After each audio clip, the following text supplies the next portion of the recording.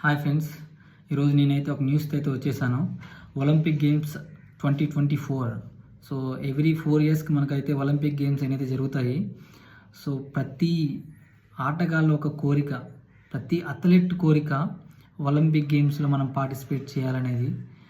So రానైతే వచ్చేసింది. So మనకి ఈ ఒలింపిక్ గేమ్స్ అనేటివి 2024వి ప్యారిస్, ఫ్రాన్స్ దేశంలో అయితే జరుగుతున్నాయి మనకి. సో 26 జూలై నుంచి స్టార్ట్ అవుతుంది. సో 11 ఆగస్ట్ వరకు అయితే జరుగుతాయి మనకి. టోటల్ 17 డేస్ అయితే మనకి ఒలింపిక్ గేమ్స్ అనేవి జరుగుతున్నాయి. సో టోటల్గా 45 గేమ్స్ అనేవి పెడుతున్నారు.